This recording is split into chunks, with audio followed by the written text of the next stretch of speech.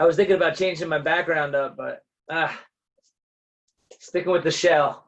That's good.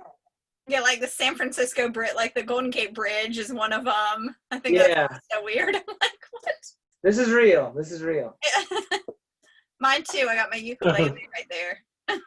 Oh, I like that. Yeah. Yeah, that's good. Oh, there you go. Oh, look at there. You want to be mayor of that? You wouldn't want to be mayor, Mayor of of San Francisco. Ooh, Get a lot there of you work. go. That's There more. you That's go. more my style. That's better. Sunset. Oh, it's almost distracting though, isn't it? I don't know. How do I make it go away? Green Oh, screen. no.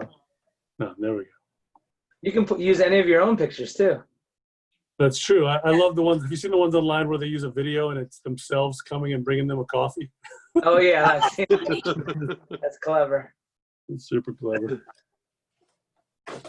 All right, we're getting late, aren't we? 6:01. How's everybody doing? Good. Great. Good. Still getting used to this phone business. It doesn't look the same as the screen. I can only see one of you at a time. Can't figure out how to see all of you. No, that's not it either. It's tricky on the phone. Yeah. It is. You can only see one other person. Set up the group. Colleen Almany is on the panelist, and she says hi, everyone. Hey. Oh, hi, Colleen. Hi, Colleen. Hey there. Oh well, I give up. Anybody else on board? She was the only one Everybody- that left. There are participants. Yeah, she was the only one that left a message. Oh, I see. I see. I'll let you watch that because I can't see that part this time. Yeah, for some I'll reason. check it. I'll check it for you. Chief Tilly, Casey, Steve, Ron, Michelle, I see it now. Danielle. Mhm.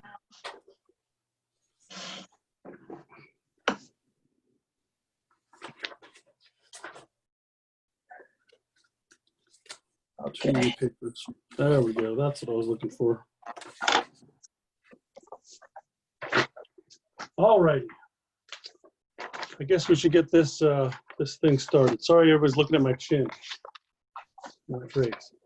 Okay. I'll knock on the screen there and call this meeting of the Kildare Hills Board of Commissioners to order.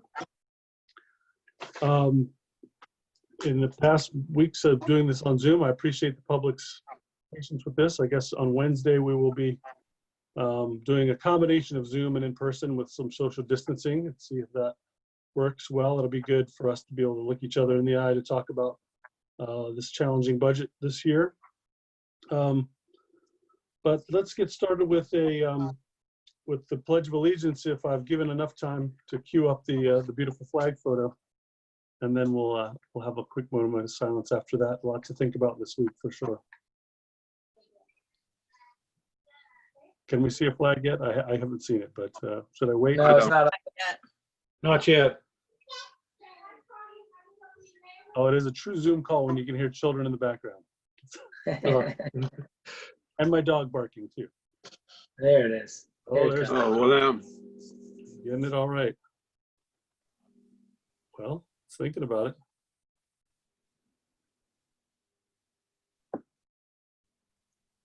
It's like watching a pot of water boil. There we go. There we go. All There right. it is. I pledge allegiance to the To flag the- of the Of United the States United of States America of America. and to the And to republic the republic stands for which it stands, under one God, nation, indivisible, indivisible, with liberty and liberty justice for all. for all. That delay is super weird. I'm never going to get used to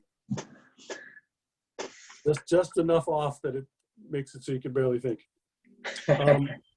With that little bit of chaos in mind, obviously, there's a lot has happened since the last time we met, and a lot in the national news that I don't need to outline for you, but keep everyone in your thoughts. There are a lot of people to think about as we set this meeting into motion. So please join me for a moment of silence.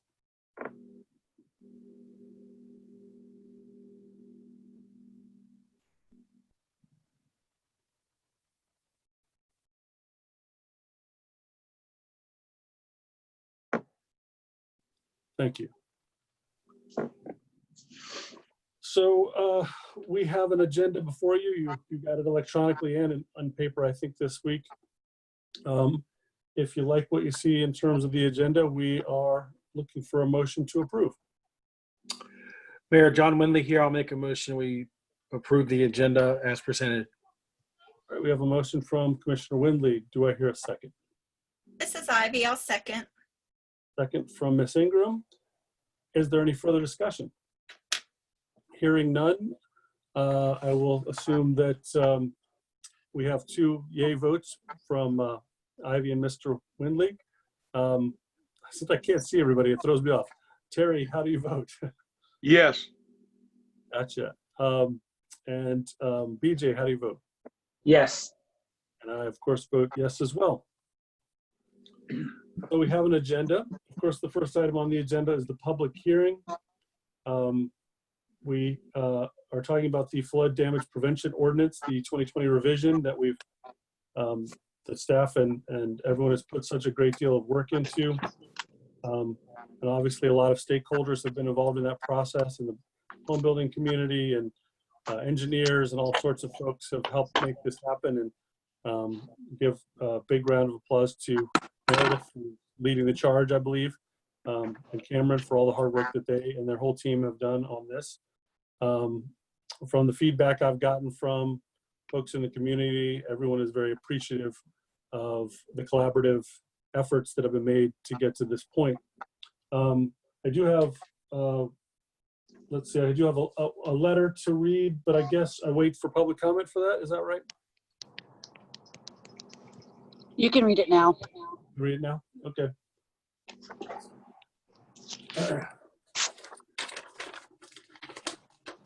Sorry, that probably made a lot of noise.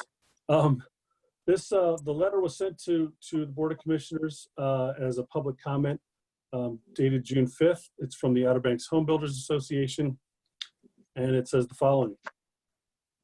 Dear Mayor Sproul and Commissioners, thank you for your leadership as our community works to maximize its resilience by revising the Flood Damage Prevention Ordinance, the FDPO, in preparation for the 2020 flood insurance rate map firm's June 19th effective date. Over 500 members of the Outer Banks Home Builders Association, OBHBA, appreciate the complexity of the task before you and welcome the opportunity this process presents to us to apply our professional knowledge and service to the town. We are thankful for the Planning Director, Meredith Guns, and the planning staff's responsiveness to our members' recommendations as the ordinance has developed in recent months, and we are confident the text before you offers sound solutions to the challenges the 2020 firm poses for construction and development standards. The Outer Banks Home Builders Association members began working in early 2017 with surveying and with the surveying and engineering community to assist local planning staff in designing new flood prevention measures to address an anticipated reduction in the 2006 firm flood elevations in Dare County. Extensive consideration of historical flooding, previous firms, and topographical data informed a consensus among county and municipal planning staff that administration of 8-foot standards to a revised reference level, the bottom of the lowest floor or utility, would ensure adequate flood protection in the X and shaded X zones. Because our members operate in 7 county and municipal jurisdictions with varying regulatory requirements, Outer Banks Home Builder Association paramount interest throughout our community-wide flood map discussions has been promoting common sense consistency in the development of new local elevation standards. Outer Banks Home Builder Association appreciates the proposed FDPO's inclusion of local elevation standards appropriately consistent with this paradigm. In addition, our association has offered extensive technical support to assist planning staff in crafting ordinance language that exactingly tailors town regulatory goals to current construction practices. We appreciate staff's consistent availability for productive discussions to achieve an FDPO that works on paper and in practice for home builders, homeowners, home builders, and town permitting and inspection personnel. Devil Hills FDPO clearly reflects planning staff's belief in a cooperative approach to community resilience that incorporates building community stakeholders' interest and expertise as fully as possible. We hope Outer Banks Home Builders Association intensive participation in the FDPO process communicates our seriousness about meeting the complex environmental and regulatory challenges involved in residential construction on our barrier islands. Thank you again for participating in the Outer Banks cooperative endeavor to address present and future flood risk, an effort we feel serves other coastal communities as a model of stakeholder inclusive regulation to promote sustainable building. And it was signed by Vaughn Robinson, the president of the Home Builder Association, Jay Overton, the legislative chair, and Porter Graham, the government affairs director. So really great to have such a well-crafted letter to support all the hard work that's gone to get us to this point. I guess as we move into the public hearing here, does Casey need to say anything here, or are we looking for anybody to join us via Zoom? Yes, sir. Casey will open the meeting. Okay. All right. Can everybody hear me? Yes. Okay, perfect. There will be 2 public hearings conducted by the Kill Devil Hills Board of Commissioners. The following rules of procedure will apply to the hearings. A public notice of each hearing was published in the newspaper and posted on the town bulletin boards in accordance with statutory requirements for the subject matter. A copy of the public notice has been filed with the town clerk for entry into the official record of the hearing. The town clerk will record all comments in a concise and brief manner. Written statements shall be recorded in a similar manner and made part of the record of the hearing and shall be submitted in full to the town clerk. For anyone commenting, please limit comments to matters relevant to the issue and a time period of 3 minutes. A 5-minute exception will be made if there is a spokesperson for a group. There will be no debates, and please identify yourself when speaking, yourself and your address.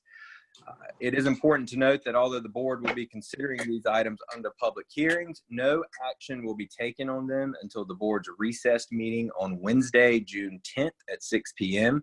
At that time, the board may approve, disapprove, amend, or table these for further consideration. The public may submit comments on any or all of these items until 8 p.m. Tuesday, June 9th, 2020. They can also submit their comments through email to info@kdhnc.com, or they can be dropped off at Town Hall. You must include your name and address and contact information on any such written comments. So now the first public hearing will please come to order. This hearing is called for the purpose of the Kill Devil Hills Board of Commissioners to consider the following. Chapter 151, Flood Damage Prevention Ordinance. This is a 2020 revision, including new FEMA flood maps. And is there anybody who has identified or prior to the meeting a desire to speak? I guess I'm looking to you guys for that one. This is.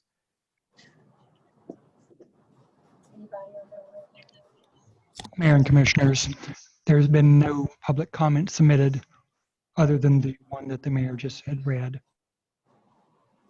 All right, no one has raised their hand. I can't see that screen, but just trying to give a few seconds for chats. I don't see anyone in chat either. Yeah. Okay. All right. Open for board discussion.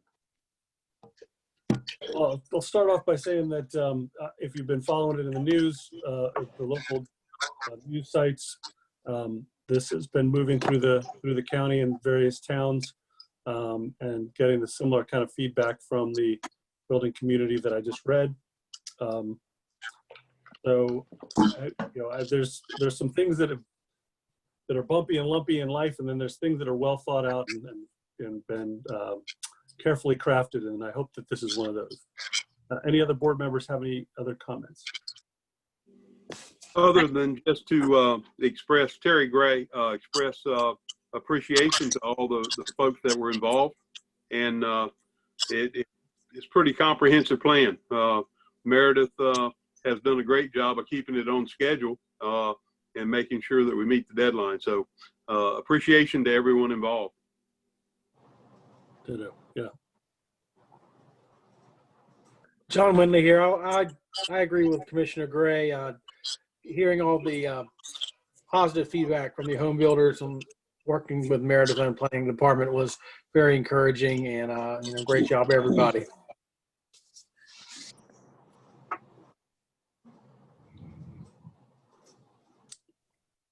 All right. If there's no further discussion, Casey, I guess we are ready to wrap that one up. Yep.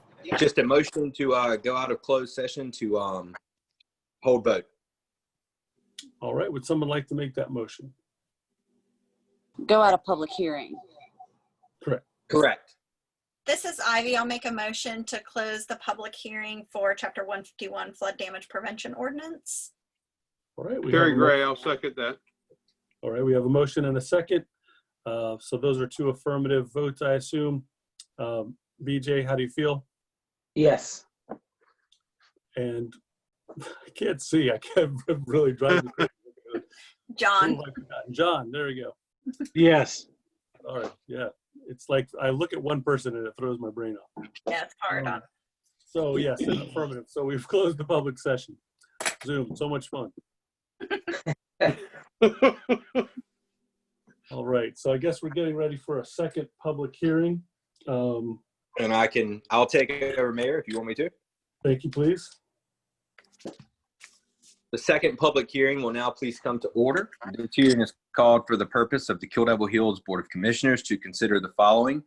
That's town manager's recommended budget, fiscal year 2020-2021. Has there been any individual who's indicated a desire to speak?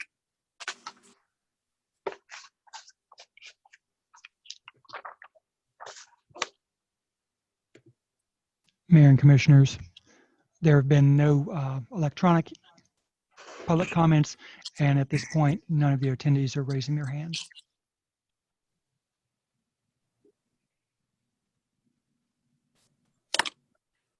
All right.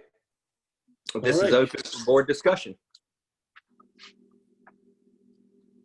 Challenging moment for this. I guess we have set aside time at the Wednesday meeting for a more thorough discussion of it. Is that what the board would like to do this when we can see each other, or do you want to weigh in at this point? Yeah, I think that would be best when we see each other at the work session on Wednesday. I agree. I agree with Wednesday as well. Right. Yeah. As much as we say we're getting through this Zoom thing, it is hard. It's hard to really have a good discussion about stuff. But thank you for a great looking packet, and we will have a couple more days to look through it and really dive into it on Wednesday. So given that we've had comments, we need another motion to close this second public hearing.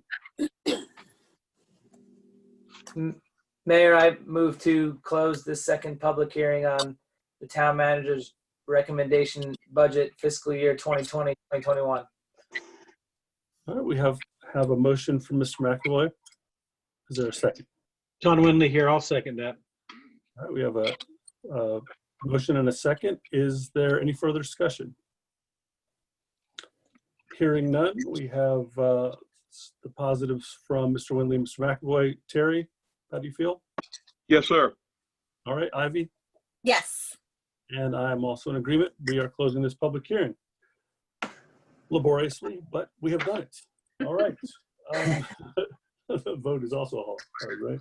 Okay, so the next item on the agenda is time for public comment. Again, we kind of got a little out of order because I read the letter earlier. Is there any other public comment that has come in since, or would anyone like to speak via chat or Zoom?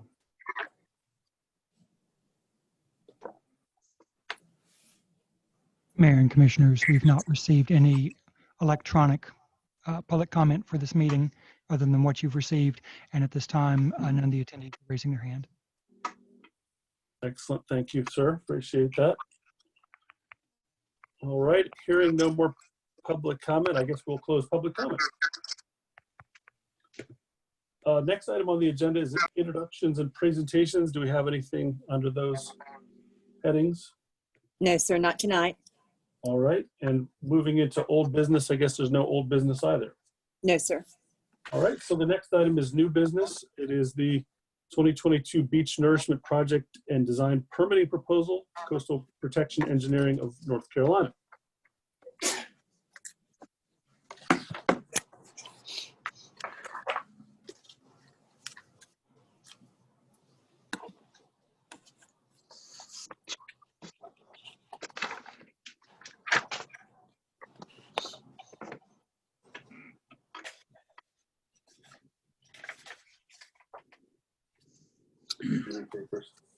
Mayor, do you want me to go through this?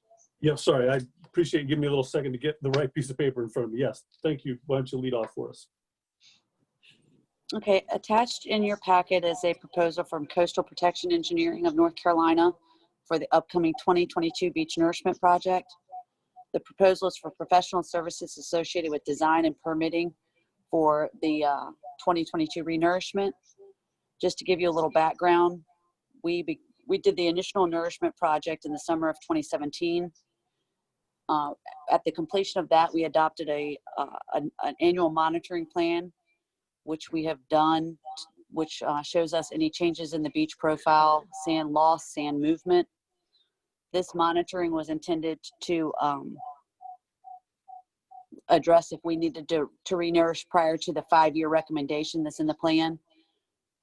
So far, we've done really well with our nourishment project. So the 5-year is what we've recommended. We also did a request for qualifications. We had 4 firms put in to be our design engineer and project manager for the nourishment. All 4 towns, Kitty Hawk, Kittle Hills, Southern Shores, and Duck, conducted Zoom interviews with those applicants. And the applicant that was chosen unanimously by all towns was Coastal Protection Engineering. This firm has changed names, but it is the same principal staff that we were working with our initial project, with Ken Wilson being the team design project manager. So the proposal provides for project management, development of environmental documentation and permit application, coordination with agencies during permitting, conducting beach fill engineering analysis and design, conducting borrow area investigation, determining sediment compatibility and design for borrow areas. And the design and permitting will be prepared for each town for bidding for construction in the summer of 2022. And we would recommend approval of Coastal Protection Engineering in North Carolina Incorporated in the amount of $400,233.75. Excellent. Yeah, better recap than I could have done. I appreciate that. All right, board, do you have any questions or comments about this? Like Meredith mentioned, this is recommended for approval, but definitely want to hear if you had any thoughts about it.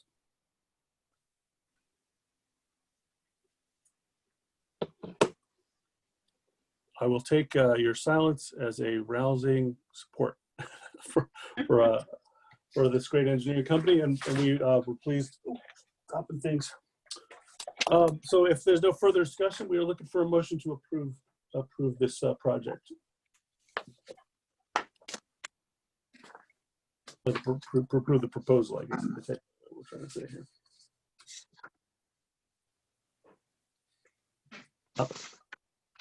This is Ivy. I'll make a motion to approve the proposal for the 2022 Beach Nourishment Project Design and Permitting. Excellent. I'll second, Mayor. All right, we have a motion from Ms. Ingham and a second from Mr. Gray. Any further? Mayor, this is Debbie Diaz, if I may. If that motion could also include the necessary authorization for the town manager to expend the funds from the Beach Nourishment Capital Reserve Fund. Ivy, can you edit your, is that all right with you to Yes, amend, yes. amend your motion? And me as well. All right, so that motion has been amended and seconded as well. Thank you. Thank you for that. That's an important detail. Ms. Diaz, any further discussion on the motion? All right. Quick question. Sean Winley here. Upon approval, when we start receiving our first presentations from the engineers on the project? Will it be a year from now, sooner? What's the time frame to start getting feedback from them? So we've got our annual monitoring, and that is being completed right now. Actually, they're actually getting ready to do this year's monitoring. You'll see boats out in the water over the next month. I'm not sure if they're starting in Cuttable Hills or Duck and moving which direction, but those boats come in real close to shore, and we always get real interesting phone calls from that. They will give us those monitoring results this fall, and then they will keep staff updated, and I'll be happy to keep the board updated on any of the permitting procedures. And they're also looking at several new borrow areas, and we'll be able to look into those. I'll keep the board updated on what the results are. We did a multi-jurisdictional meeting already with all the agencies involved regarding the permitting to try to streamline the permitting this year so that we don't run into any delays that would prevent us from being able to bid this fall, winter spring for the 2022 project. Okay. I support the proposal. I just had some really questions for the engineers about some of the caveats listed in page 13, if they've actually ever had a documented issue like that. I was really curious for them if any of those had ever occurred before. It seems as how thorough the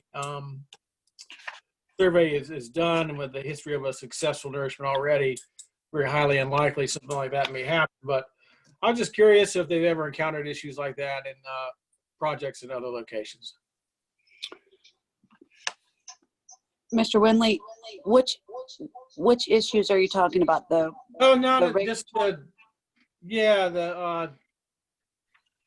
regulatory agencies or adequate, sand resources and et cetera, things like that are listed in that first long paragraph. I just wanted to ask them if they've ever encountered those problems before or not. That's all. I'm sure they have, but in our annual monitoring, they've also been doing borrow area investigation for the 2 borrow areas that we used last time, plus 2 new borrow areas. We've had those multi-agency meetings about those areas, and the borrow area B, which is the large borrow area, is large enough and compatible to do all the projects right now. They're looking for borrow areas that are slightly closer to Kitty Hawk and Duck to cut cost. Cuttable Hills used borrow area B the entire time last year. The big one, but that's furthest away from Duck. Gotcha. So they found another borrow area. They're doing that investigative work, but the investigative work on our existing borrow areas is good. And the agencies were very supportive of doing the investigation on the new areas and trying to streamline that and not hold up our permitting, because we do have adequate sand in that borrow area. Very good. Thank you.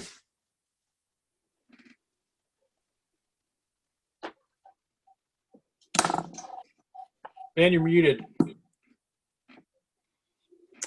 Sorry about that. I was trying to give everybody some space there. So we were in the middle of a further discussion moment. Anybody else have a comment before we go for a vote? All right. Hearing none, I will assume the affirmative for Ms. Ingram and Mr. Winley as they were the making the motion. Mr. Gray, how do you feel? Hope you might be muted.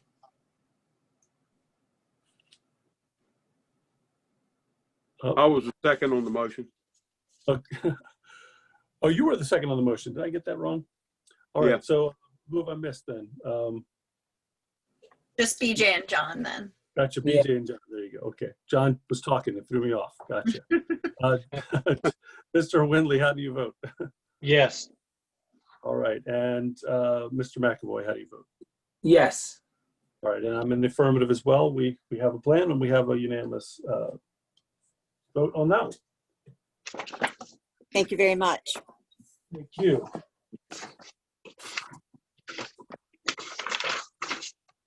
There you go. Sorry, I'm getting my stuff out of order again. Too many pieces of paper here. All right. With that behind us, the next item on our agenda is committee reports. If I'm not mistaken, I don't think there have been any committee meetings. Anybody? No. No committee report other than we're getting ready to have a meeting for the TV channel on the 24th at 3 p.m. So I'll report back after that. All right, 24th meeting coming up. All right. So the next item on our agenda is commissioners' agendas. Would you like to lead us off there, Terry? Sure.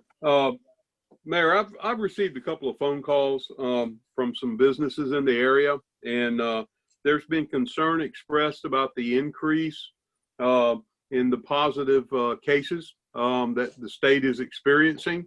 And I've been requested to bring forward at least an initiative that mandatory mask wearing be something that possibly you could take to the control group, or at least communicate with the county chairman and see if we can get some traction on that.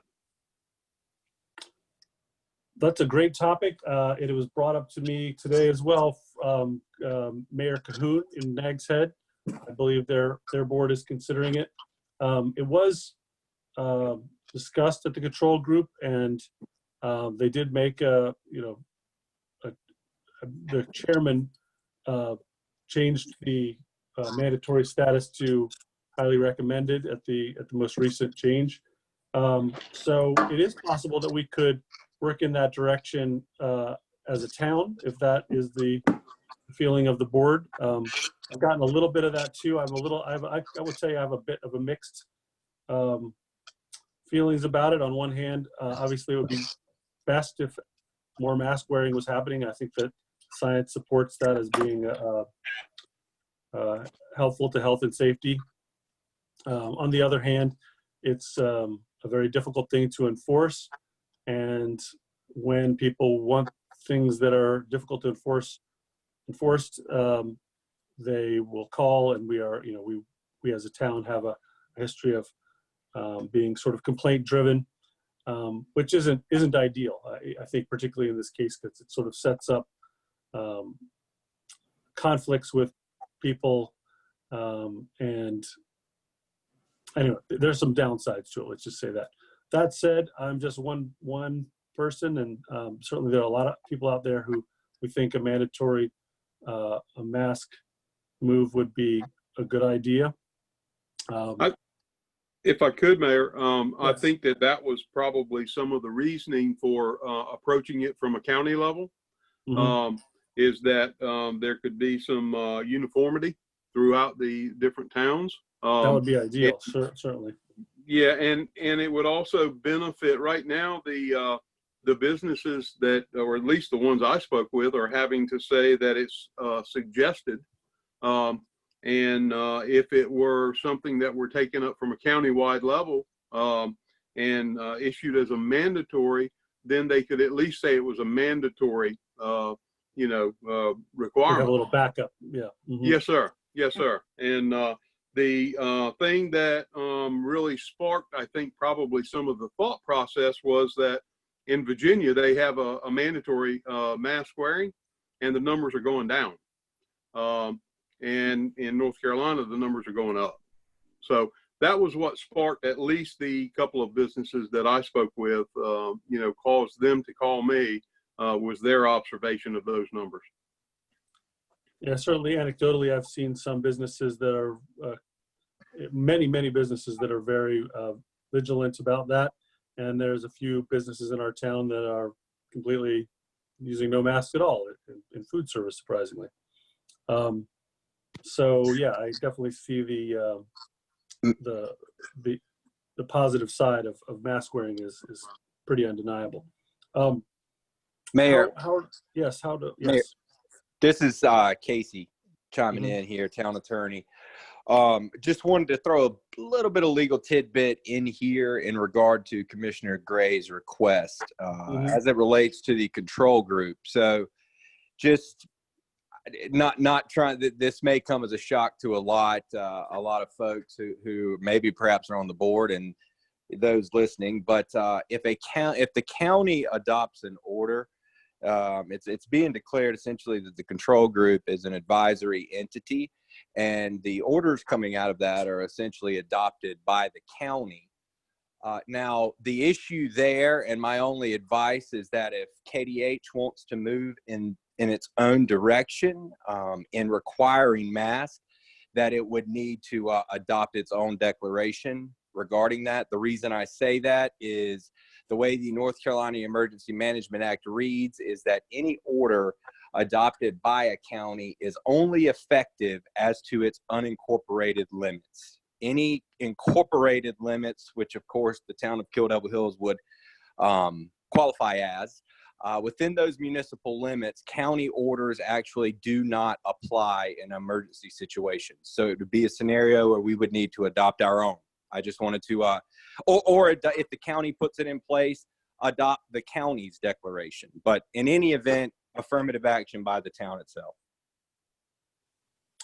Right. Okay. So that last part is a key point in that. Let me suggest this. Let me get the temperature of the other 3 board members, and I will also put out there that I will connect with Mayor Cahoon and see follow up to. He only sent me a message. I haven't heard back from him about what might be going on in Nags Head, because if we speak with one voice through several municipalities, you're right, a coordinated effort certainly would be more ideal. Ivy, how are you feeling about the pluses and minuses of making mask wearing mandatory? I completely agree with Terry and what Terry mentioned, and I'm hearing the same. I think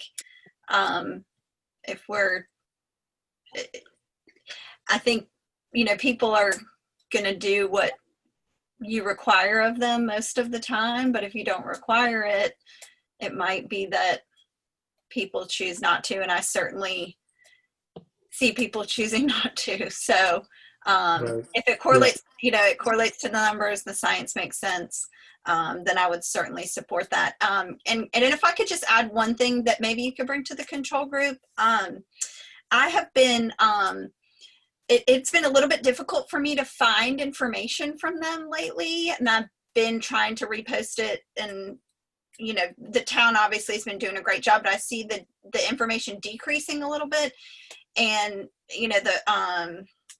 the boards that they're doing are great. They're a tiny bit hard to find, and I noticed they're not posting them anymore. In addition, I think only one email is going out a week now, which doesn't seem to make sense to me, since we're seeing an increase of cases. We're almost getting less information than when we weren't seeing an increase in cases.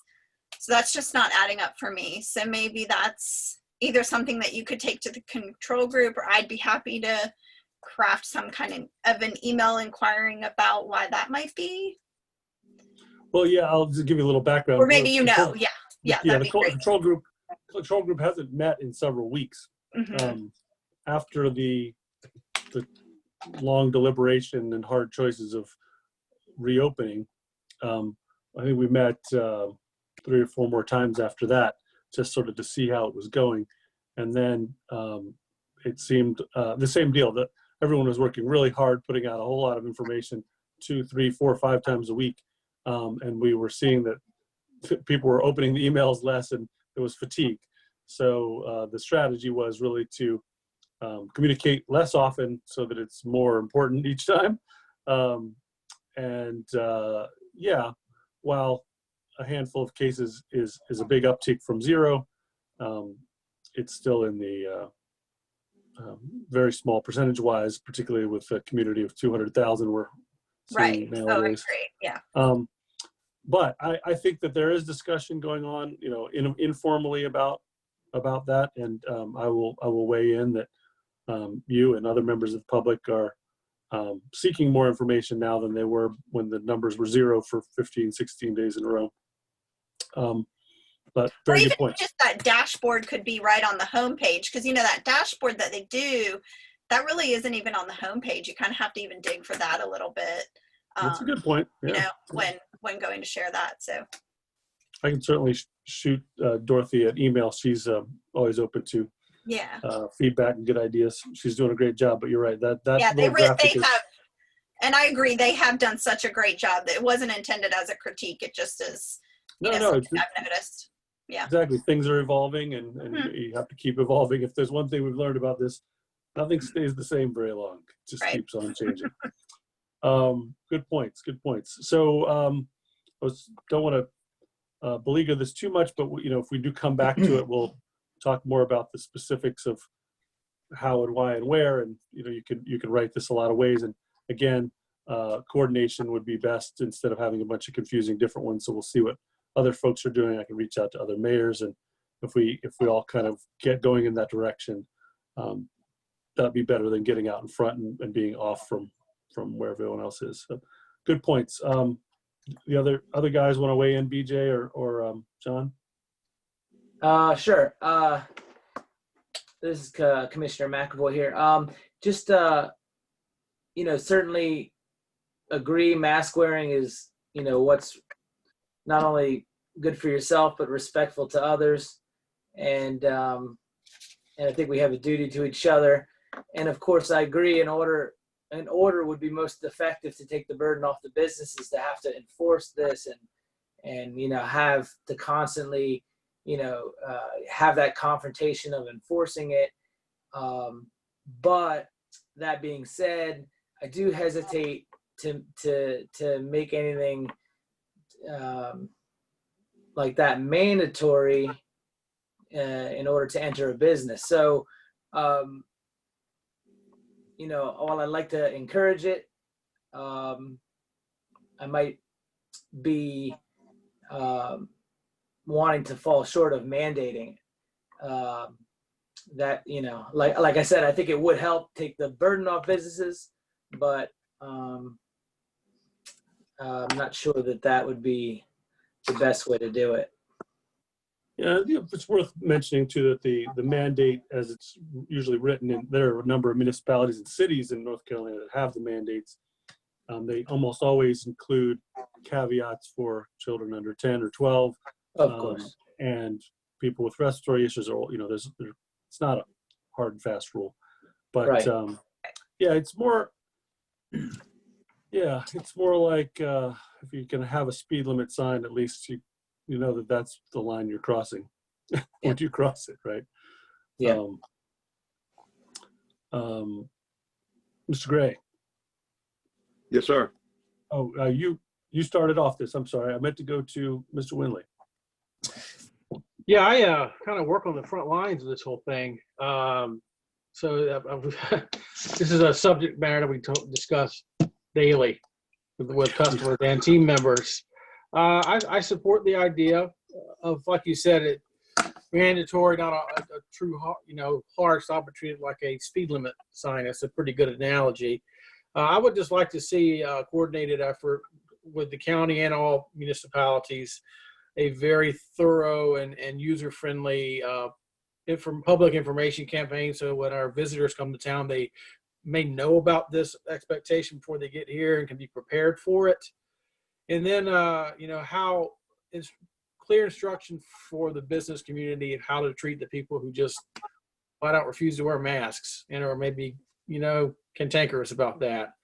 So as long as there's some uniformity there, I think it has some merit. It's worth looking at. Yeah, it reminds me of another thought that I had about this, which had been discussed at length leading up to this point, is that the county did a good job of getting PIOs and folks together to coordinate on signage. At the beach accesses, you'll notice we have signage that matches all the way up and down, including the national parks, and all of the municipalities have the same signs at the beach to encourage social distancing, et cetera. It may be that, like you said, since there's some folks that are entrenched in the non-mask wearing, that maybe just a softer push, but some help to businesses might be like a cling, you call it, like a mirror cling, a window cling. It's like a rubbery plastic that you could stick to the window. But if they were of a good size and just said, thank you for wearing a mask, at least maybe it'd be softer. But to have that, from a marketing perspective, the same graphic on 52 restaurants in the town and however many dozens and dozens of retailers we have, if folks went to every single store and saw the same thank you for wearing a mask message from Kill Devil Hills, you know, we might, you know, get more converts because 4 out of 5 folks are from out of town this time of year, and they're looking for cues on which way is the norm. I want to do whatever the norm is. If it's the norm not wearing, then I won't wear. If the norm is wearing, I want to do that. So it's a little more psychological to get the norm to be, you feel like an outsider if you're not wearing a mask. I think everybody's felt that. You go to certain stores and you feel really uncomfortable if you didn't have a mask. In other stores, it seems to be the norm to not wear a mask. So, Mayor, I want to say I totally agree with that. That uniformity, that marketing, that the town stamp on there, even if it's not mandatory, it would probably help. encourage people. Yeah, I do. Oh, I'm sorry, Terry. I'm sorry. No, go ahead. Go ahead. I wanted to go ahead and tell, I was trying to bring it up, but I can't, I was trying to find it on my phone and I can't scroll through fast enough, but this actually, it exists. So the Visitors Bureau put, along with their Be Safe, Be Smart, Have Fun campaign, did put together, when you take that tourism pledge, that's for businesses, restaurants, and things like that, there is a printable, and I'm not sure if that was county developed or state developed, but I actually have seen it at quite a few places. In fact, almost everywhere. I look for it now only because I've seen it. So I'll try to find it. But Lee Nettles had some good stuff put together with that. And I think they're getting some direction. And in addition, John, they're also, they also created something that the real estate companies send to their clients before arrival. So I'm not sure that all of them are doing it or if Airbnbs are doing it, but I do know that a lot of the companies are sending out information from the tourist board as well. So it's kind of being done. Maybe it needs to be, you know, more prevalent, more out there, sharing it more. But those resources are, I think they're in terms of what you're talking about, or at least close to it. And it's interesting, just the difference between printing off a printout and taping it to your door, and maybe, like you said, one of those removable stickers that could be put on the door. Yeah. You know, that could be the difference of whether they use it or not. You know, whether a business will, and then of course the pressure of other businesses putting it up, you know, and wanting to be part of that. I guess it looks more professional too. Yeah, professional. Yeah. And Mayor, that was coming back around full circle. That was the reason that I had originally indicated that, you know, if we took it to the control group and let the county be the lead, you know, in the past and even here recently, the county adopts a lot of different resolutions, and then the first thing they do is they send it to each of the municipalities, and most of the times we sign on. So, you know, this could be a similar scenario. And I think there's value in having the county involved or even the state involved so that we get that uniformity. I think it'll be more widely accepted. So that was the reason I felt it was good to go to the control group and have you make some sort of, you know, plea for discussion with them. Right. At this point, there are no meetings scheduled, but I could certainly put a bug in Bob's ear. He's the one who gets to decide whether one gets called or not. And in the meantime, I would be curious, and I think there seems to be consensus and support to see if you all would be supportive of any other ways we can help our businesses in our community in Kill Devil Hills, even insofar as I would be supportive of spending some money to have those clings made as a service to our business community, so that it's one less thing they've got to worry about. They could just come pick them up, or we could find a way to drop them off or whatever. Someplace with, you know, less social distance way to do that. I think that would be probably welcome and received well by the public, the citizens that live here, and the business community. At a pretty low cost. And like you said, the consistency and a professional product probably wouldn't cost too much money, but would really have us come together as a community. These are the kind of things people look to their government to do for them and on the local level. Yep. I think that's a great idea. Yeah, I agree. That's great. All right. So in the short term, maybe Debbie, maybe we could have Rachel post about the resources again on our Facebook and our social channels. And maybe there's a way I can certainly reach out to the president of the Restaurant Association to see if they could push it through their network. But I think as a board, we'd love to see some options in terms of costs for putting some of those things to print, those resources that the Visitors Bureau put together, just as a way to help. Is that something Yes, we sir, could do? we could certainly do that. And I just wanted to point out that Rachel and the other public information officers do meet via Zoom weekly. Oh, great. Great. So there is quite a bit of communication going on with those folks. And if I'm not mistaken, I think the Dare County Health Department does post anytime there is a positive case on an active basis. They do that on their website or their Facebook page or both? Or I think it's both, yes, sir. all right, yeah, I'll have to tune in there to make sure to see where they're coming from. Because I'm with you. It sort of jumped up really quick, and we said, "Well, I'm paying more attention now." Been quiet for a while.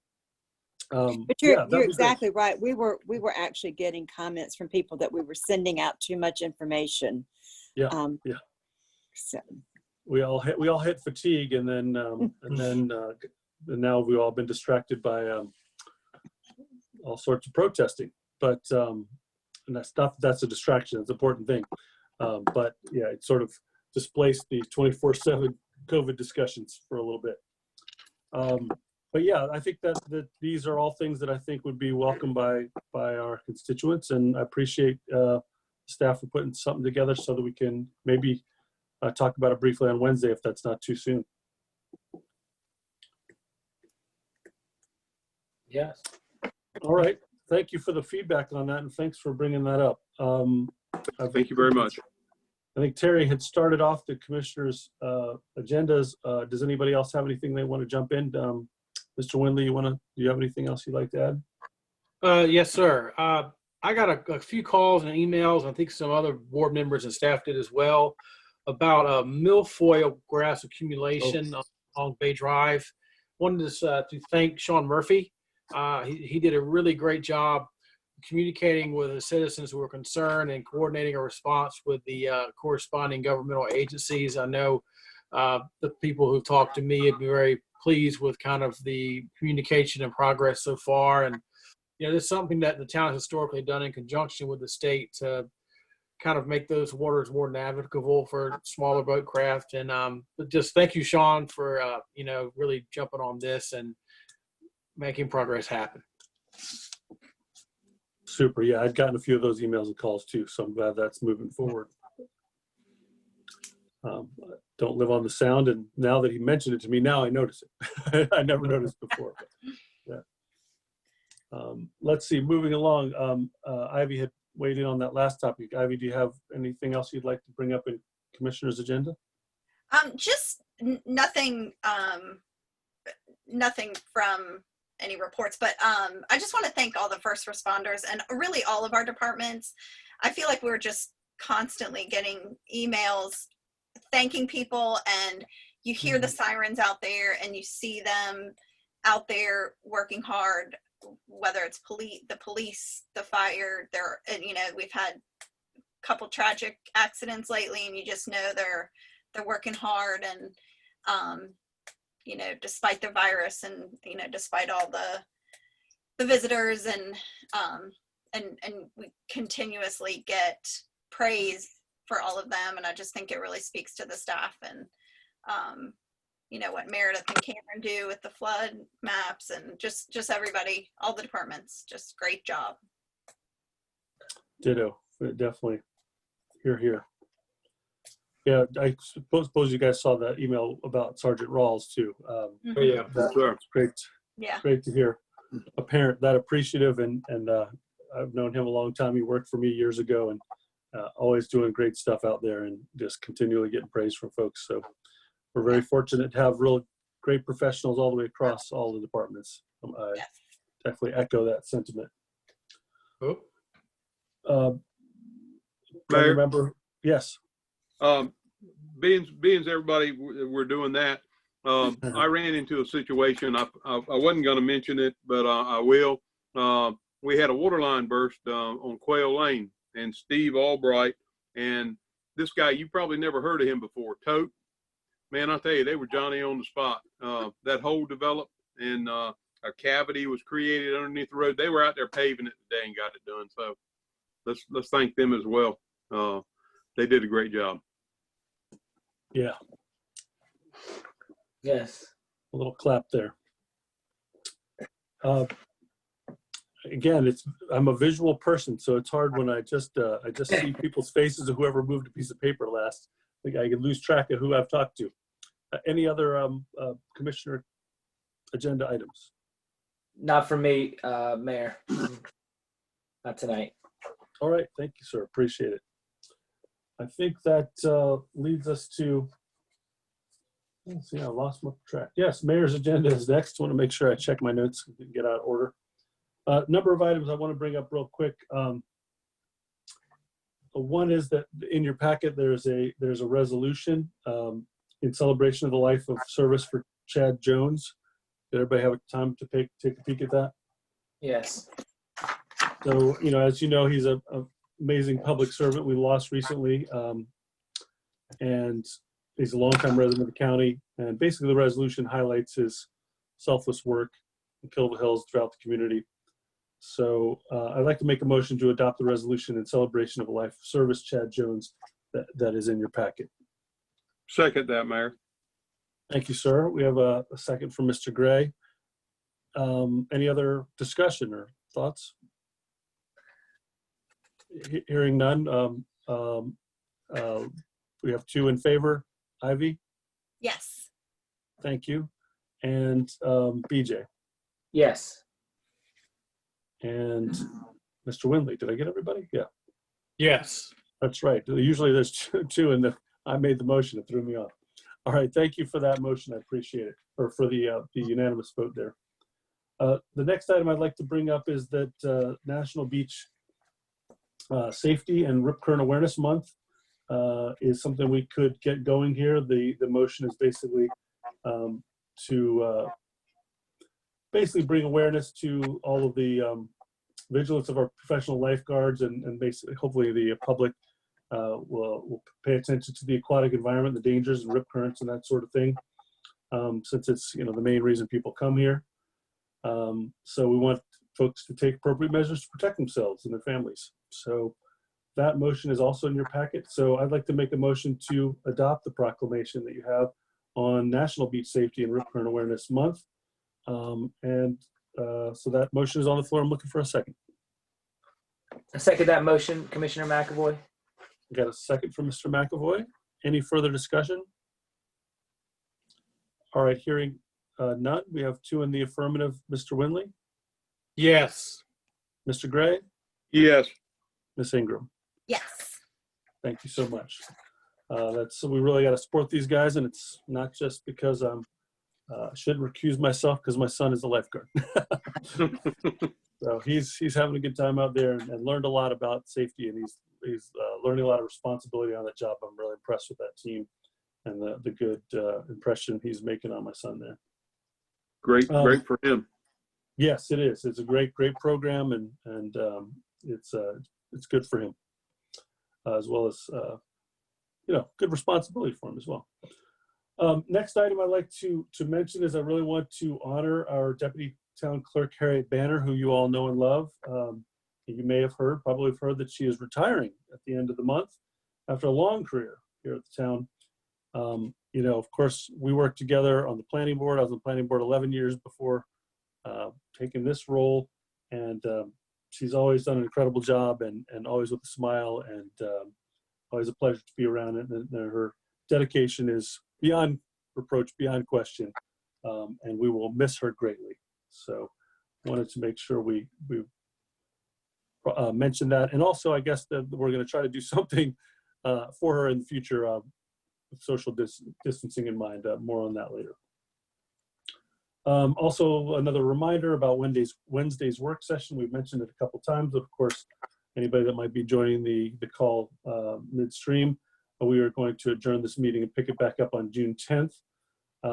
Our board members will be physically present in that meeting at Town Hall, but for safety of everyone, town residents, staff, and the board, we're doing limited public seating to observe social distancing guidelines in the meeting room, but you can also, of course, check in via Zoom and on the live stream on social media like this is on Facebook, so some folks are watching us on Facebook right now. More details on the website if you need information. And finally, we've been working all winter on a new bathhouse down there at Prospect Avenue. So it's exciting that they are getting to the very final touches of the construction. That should be completed this week, and it will be opening up to the public on Saturday, the 13th.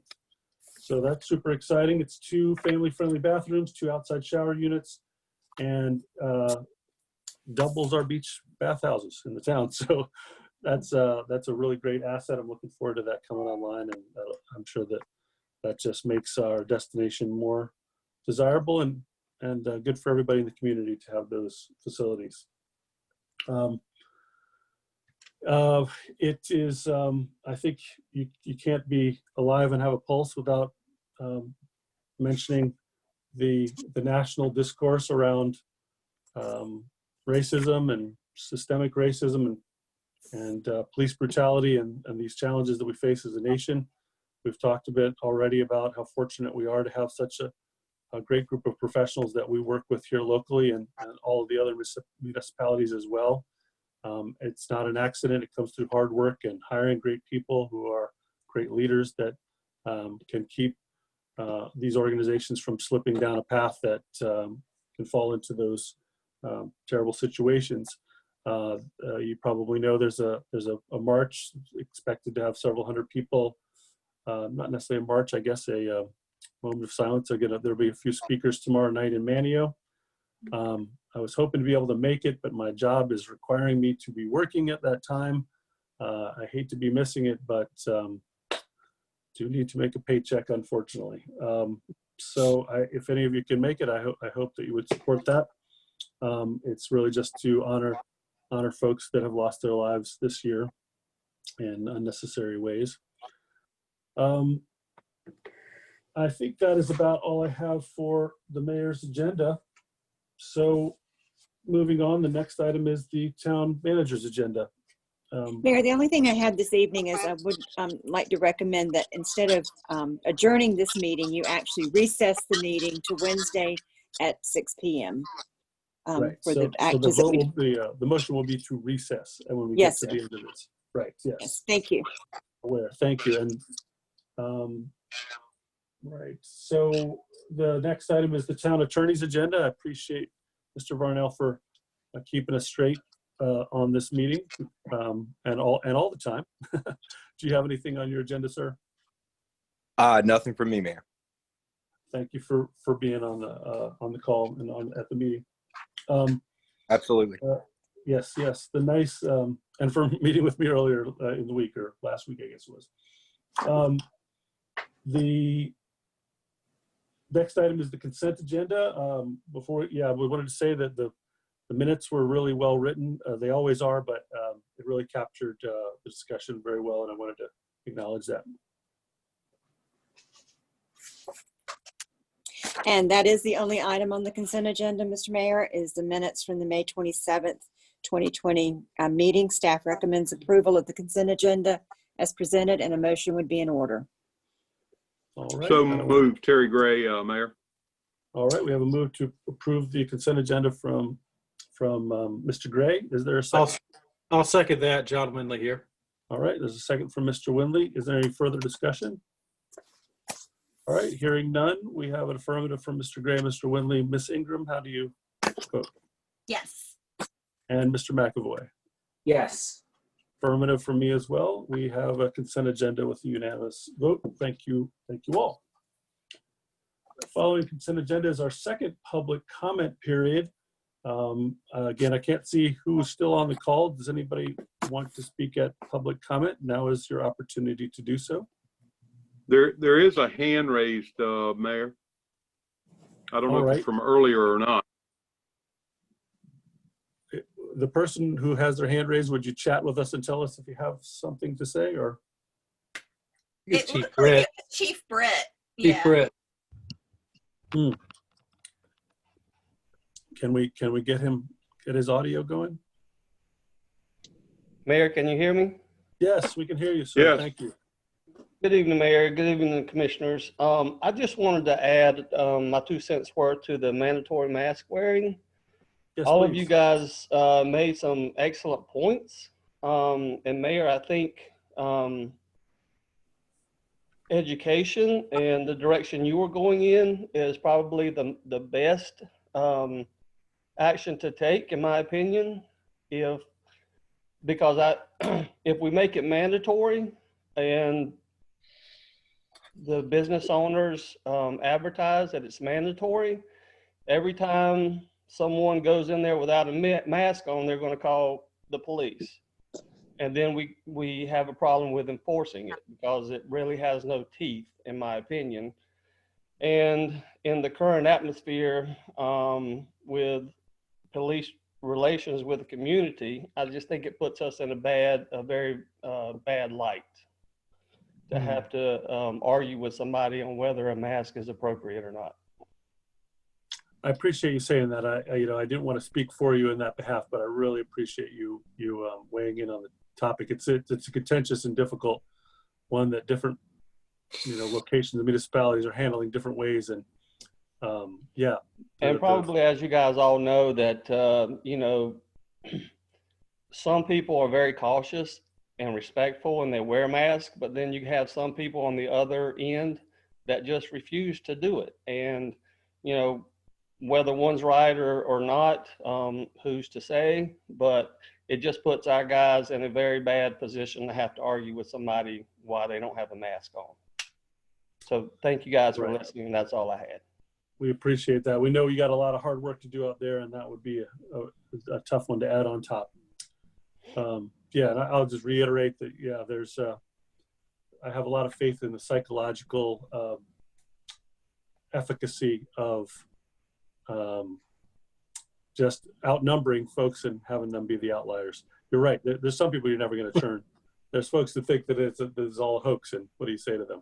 That's right. We didn't go to the moon either, right? It's all a hoax. And thank you guys for giving compliments to Sergeant Rawls. He is, as well as the rest of our guys and girls, they're all super and fantastic people and very professional in what they do.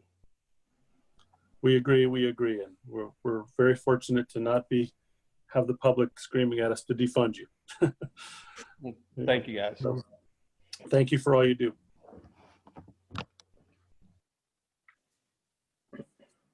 All right, so we were looking for someone in public comment. He was the one in public comment, right? Okay. Yes. Is there anybody else trying to get a hold of us via public comment? Michael, do you see anybody? No, sir. No, sir. Okay. Does anyone else have response to public comment, I guess, from Chief Britt? Or Well, Mayor, Commissioner McAvoy here. I agree. That's, that would be the hard part for the police force. I also have heard some stories of owners having to enforce themselves and wanting to enforce themselves and having that same confrontation, that they don't want as well. So but I think, anything that we can do to make it appear mandatory or put the pressure on or seem uniform, I think is just all great. I think everybody came up with some good ideas, just to repeat that. So. Yeah, if there was a T-shirt that said "Thank you for wearing a mask," I would buy that shirt. Yes. Yeah. So yeah, I'd be part of team mask wearing. Yeah. Okay. So I think we got a good plan going forward with that, but we can do a little something, and it's all the little things that add up. I think we can all on social media thank the businesses that are doing a good job without pointing out the folks that aren't, and that will help them continue doing the good work that they're doing. If there isn't anything further, as the town manager mentioned, we are looking for a motion to, I forgot the word, suspend, pause. Mayor? Yes. Reset. Recess, there's the word I was looking for.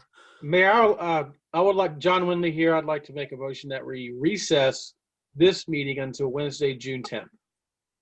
Excellent. So we have a motion on the floor to recess from Mr. Winley. Do I hear a second? This is Ivy. I'll second. We have a second from Ms. Ingram. Is there any further discussion? All right, hearing none, we have an affirmative from Ms. Ingram and Mr. Winley. Mr. Gray, how do you feel? Yes. That's a yes. And Mr. McAvoy? Yes, Mayor. And I am all for adjourning now too. Excellent meeting. Considering the challenges of Zoom, we have once again succeeded in having conversations through this challenging little device. Thank you for all your hard work prepping for this meeting, and I look forward to seeing you guys on Wednesday. Take care. Have a good Take night. care. Thank you. Thank you. Thanks. Thanks all. all.